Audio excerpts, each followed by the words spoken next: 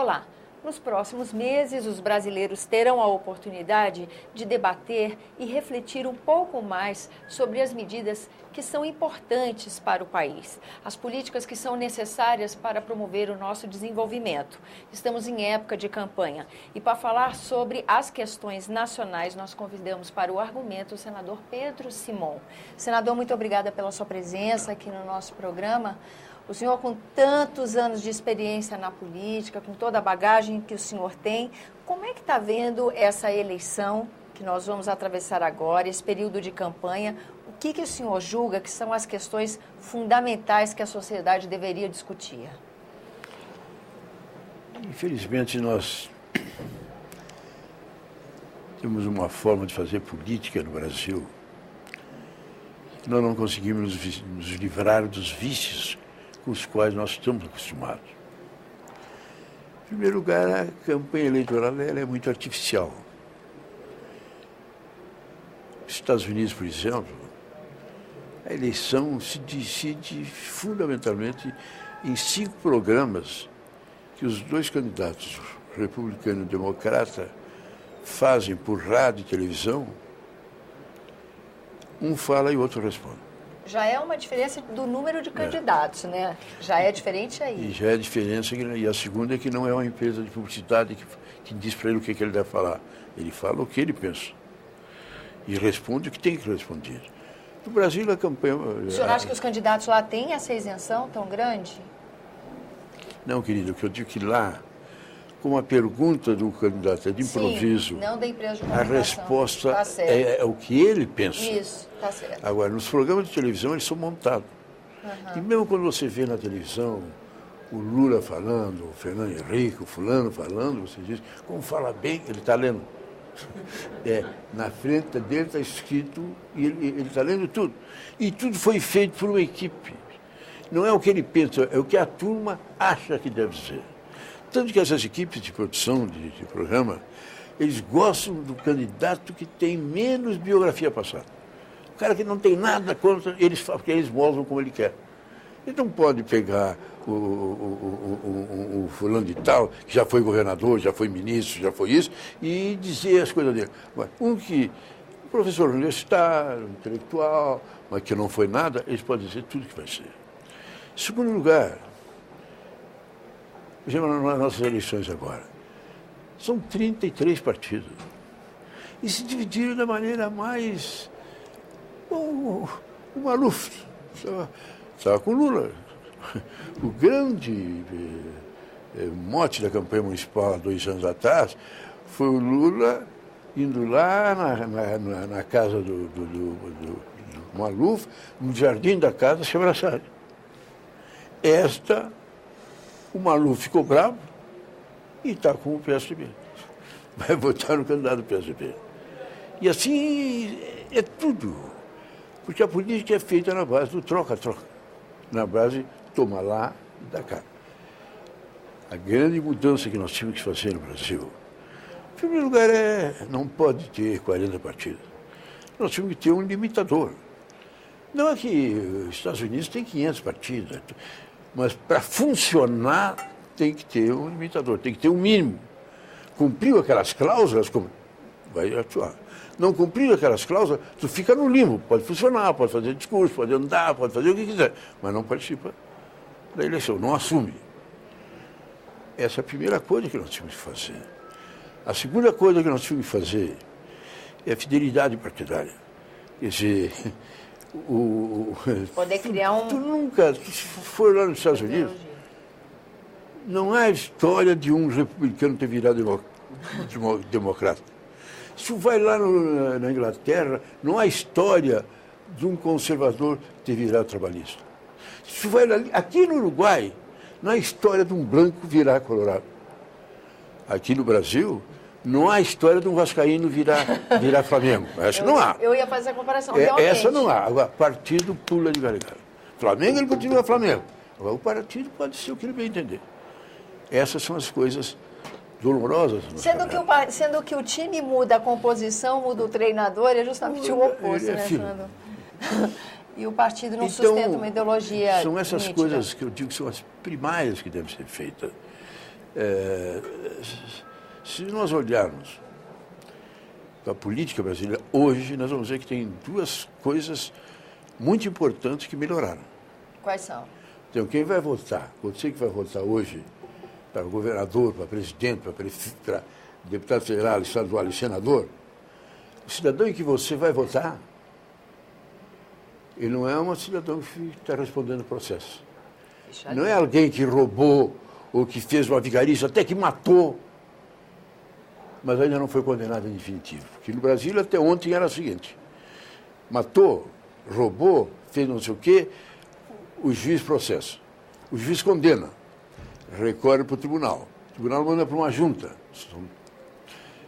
condena, recorre para o pleno condena, recorre para o Superior Tribunal. E assim vai. Cada processo desse leva 3, 4 anos. Termina de andar 6, 7 anos, prescreveu, decorreu o prazo. Ele é absolvido por decurso de prazo. Então, pessoas que nem o Maluf, por exemplo, já foram processados 500 vezes, 30, 40, 50%, sempre condenados, mas nunca em caráter definitivo. A mocidade na rua, esses jovens na rua, saíram na rua e conseguiram. Hoje, o Supremo tomou a decisão. E o Senado e a Câmara dos Deputados tomaram a decisão. É chamado ficha limpa. Eu, Petimon, roubei. Eu sou processado. Eu recorro do juiz para a junta. Se eu sou processado de novo, eu posso recorrer que nem a outra vez. Mas nessa segunda vez eu fui condenado, vou para a cadeia, não posso mais ser candidato, pago o dinheiro que eu tenho que pagar e vou recorrendo. Aí posso ficar 20 anos recorrendo. Só que já impede uma então, série de ações da sociedade. Nessa campanha, você já tem uma grande vantagem. Você não precisa correr atrás da ficha do cidadão para ver se ele é condenado ou não é condenado. Essa triagem já vai ser feita. Ela já está sendo feita. E o segundo aspecto positivo hoje é que o Supremo agora começou a julgar, começou a condenar. Porque a vida inteira, antes desse atual Supremo, nunca deputado, senador, governador, nunca era condenado. Ficava na gaveta do procurador, de lá não saía. Agora, há a expectativa de que realmente o cidadão possa ser condenado. Esses são os lados positivos. Os lados negativos. Se fez 1000 promessas e nós vamos para a eleição igual ou pior do que antes. Por quê? Antes tinha 20 partidos, agora tem 33. Antes, os crimes eram pequenininhos, agora nunca houve na história do Brasil um fato que nem o que aconteceu com a Petrobras. Sinceramente, a Petrobras tu gosta da tua mãe, depois da tua mãe do teu pai, depois do teu pai dos teus filhos, depois da Petrobras. Ela é nossa. Eu prezo mais a Petrobras do que a minha casa. E de repente acontece isso que aconteceu. O escândalo que aconteceu. Pegaram a Petrobras e botaram um cara que veio lá da CUT, botaram diretor daqui, o outro cara que veio do PCdoB, botaram diretor daqui, o outro veio do PCdoB. Politizaram. E foi um escândalo. Um escândalo jamais visto. E isso deu... Não é por nada que a imagem do governo está tão ruim, está tão baixa, está tão ridicularizada. É porque o governo foi além do que era possível imaginar que ele pudesse ir. Agora, nunca houve um fato tão escandaloso como o que aconteceu na Petrobras. Senador, voltando para fazer um resumo da nossa conversa, eu abri perguntando para o senhor quais seriam as questões fundamentais que o brasileiro devia aproveitar esse momento de campanha para refletir e discutir a respeito. De cara, o senhor me falou dessas questões que tanto o atrapalham na escolha dos representantes, né? Reforma política, é por aí que a gente tem que começar? A reforma política É política eleitoral, né? é absolutamente necessária. E é possível? Eu estou no parlamento há 50 anos. Estou saindo agora. Achei que com 85 anos de idade, 60 anos de vida pública, eu já estou saindo meio acima, ainda caminho bem, falo bem, converso bem, não quero que seja... Faz bons pronunciamentos, não participa. Não quero que seja... Mas eu saio com essa mágoa profunda. O congresso que eu participei não tinha condições de mudar. Os caras estão acomodados, gostaram? mudar a política, tirar as emendas. As emendas é uma maravilha. Eu pego as emendas, dou 1 milhão para lá, para aquela estrada, faço um mini hospital não sei o quê e termino me elegendo. É quase impossível. Diminuir os partidos de 30 para 3, 4. Mas hoje tem 30 presidentes de partido. Eu sou presidente do partido. Tem 30 líderes, cada um num partido. Vou perder. Tem 30 partidos, cada um tem um ministério. Se é 3, e se nós temos 4 partidos, em vez de ter 40 ministérios, nós vamos ter no normal 15 ministérios. Então as pessoas estão tão gananciosas, estão tão acomodadas com isso, que nenhuma experiência que nós tivemos até agora de reforma político-partidária, de reforma do sistema tributário, que é um escândalo. Quer dizer, todo agora mundo mexe sabe, até com o Pacto Federativo. todo mundo sabe que uma escola construída pelo prefeito sai 10, pelo Estado sai 30, pelo governo federal sai 50. Mas ninguém dá para o governo provincial. Porque se dá para a prefeitura, menos gente se intromete. O prefeito faz a coisa diretamente. Senador, realmente o senhor está elencando aqui uma série de dificuldades realmente concretas. Mas para encerrar o programa, o senhor acha que então o que reverteria um quadro que é montado de uma forma que é tão difícil de alterar seria uma participação social maior? É o ideal. É o que eu venho dizendo.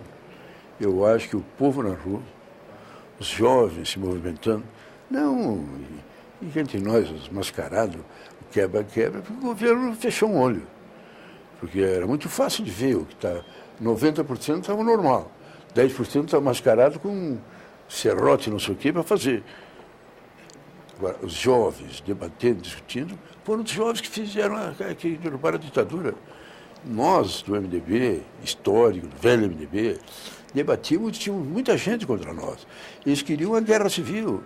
Então eles diziam o seguinte, mas a revolução, os generais estão lá, as Forças Armadas estão todas lá, a igreja está lá, as cadeias de rádio e televisão estão lá, os empresários estão lá, a sociedade está lá. O que vocês vão querer derrubar os militares? Tem que ir na marra. Mas na marra não é, não, nós somos Cuba. Cuba era uma montanha, os caras desciam na montanha, tomavam uma cidade de caravana e ganhavam. Mas nós somos um continente, se fizer uma guerra civil aqui, não sabe como termina. Outra proporção. Pois nós terminamos com os jovens na rua. Eu defendo a tese da conscientização dos jovens, da politização dos jovens, e os jovens nos levam a fazer essas transformações. Eu dou 2 exemplos. O Ficha Suja. No dia do Ficha Suja, PEC 37. ou digamos Ficha Limpa. Uma tarde que é essa, hoje era terça, amanhã era quarta. Amanhã nós íamos votar. Hoje está todo mundo só discutindo isso. Foram 15 senadores para a tribuna, todos contra. Não vão aprovar esse projeto? Que absurdo, tudo contra. No dia seguinte vieram, encheram a frente do Congresso, agorizada, com vassoura e com as cruzes. E mostraram tudo. Eu fui para a tribuna. Amanhã está o nome de vocês, cada um numa dessas cruzes. E dizer que quem não votou ficha limpa, porque não votou de medo, eu quero ver se ele se reelege. Foi aprovado por unanimidade. Foi aprovado por unanimidade, no dia anterior estava tudo contra. Vamos fechar, então, essa entrevista com esse depoimento maravilhoso, porque a gente, brasileiro, tem essa maneira de esquecer a história, né, senador? Não vamos, não. Vamos registrar, então, a importância da participação social, inclusive nesse debate da campanha eleitoral. Senador, muito obrigada pela sua presença aqui no nosso programa. Obrigado. A você que nos acompanha também, muito obrigada pela atenção. Esse é o programa Argumento e você pode participar do nosso trabalho enviando suas sugestões ou críticas para o número de telefone que aparece no seu monitor e a ligação é gratuita, ou mesmo o endereço eletrônico senado.leg.br/TV. Até a próxima.